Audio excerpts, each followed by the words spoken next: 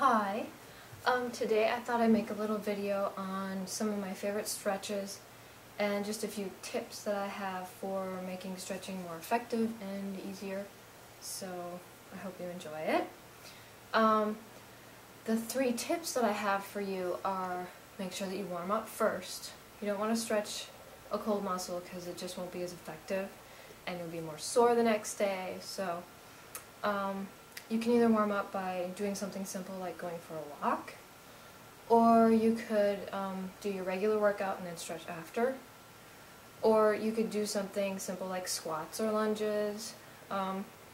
You could even take a bath or a shower if you planned on just hanging out that night and you wanted to watch TV and do some stretching, but you didn't want to work out beforehand. So that works really well. It warms your muscles just the same as if you were to go and run or walk. So, and then you want to remember to breathe. You want to breathe in and exhale out. You don't want to hold your breath. So that's another, it'll really help your stretches a lot. And then the other thing you need to remember is, it's hard to explain, but you'll be able to see it when I show you. You're going to want to contract, which means squeeze, the opposing muscle group that you're stretching. So if you're stretching the back of your leg or your hamstring, you're going to be squeezing the top of your leg, your quadricep, and you'll actually get a better stretch that way. So hopefully these tips will help you, and I'll show you just a couple of my favorite ones. And yeah.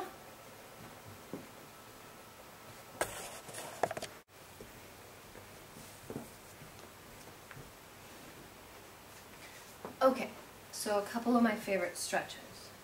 The first one I'll do, I call the V-sit. So you want your legs straight, out to your side, and you want to have them far enough apart so that you feel tension, but it's not so far apart that you can't lean forward, because we're going to be leaning forward. And I'll show you from the side for this one. So you'll inhale, and on the exhale, you'll lean forward, and then inhale again, exhale, lean forward into the stretch even further.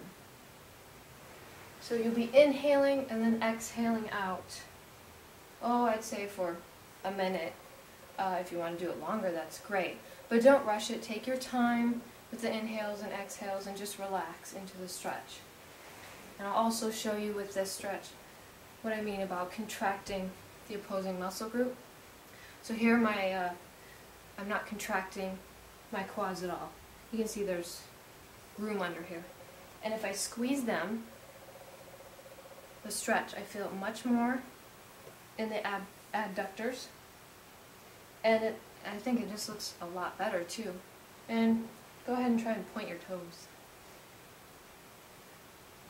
Okay, then the butterfly stretch.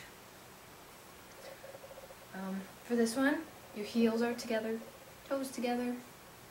You're drawing your legs in towards your body.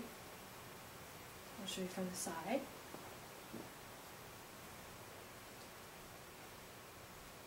Most people will be able to do something that looks like a diamond shape.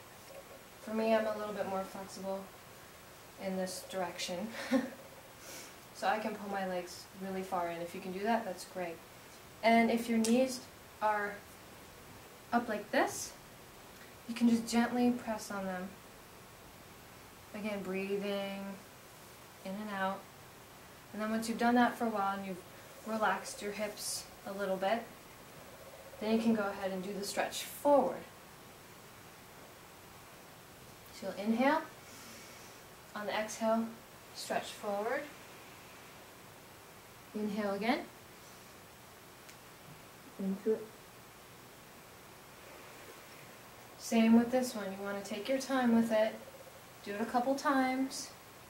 Then the other stretch that I like to do, I don't know if there's a name for it, but it stretches your hip flexors really, really well. So this is a good one for learning to do the splits. If you can only come down this far, that's fine. However far you can get is perfectly fine. So my right leg, the kneecap is pointing down. My toes are pointed. My left leg is going straight on ahead. It's not to the side. And then you turn your shoulders so that they're facing forward. So this is what it looks like from the front, like this. And for this one, you'll inhale, exhale forward,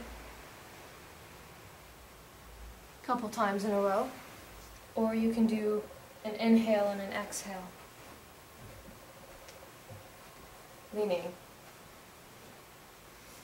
backward. So you inhale, exhale back. But don't turn your body. You don't want your shoulders to turn. You want to keep them facing forward. So they're coming forward like this. Those are the 3 stretches that I really, really like.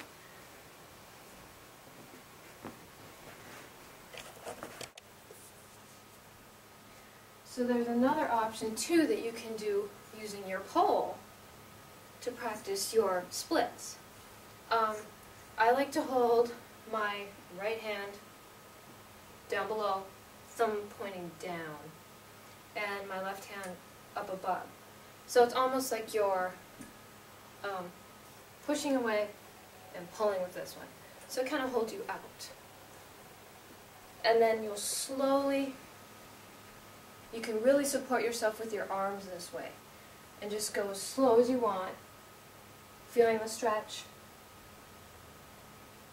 You can go as quickly as you want. Contract that quad.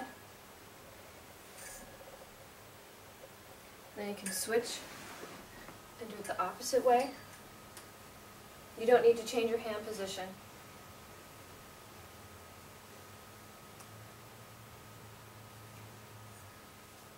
Squeeze them.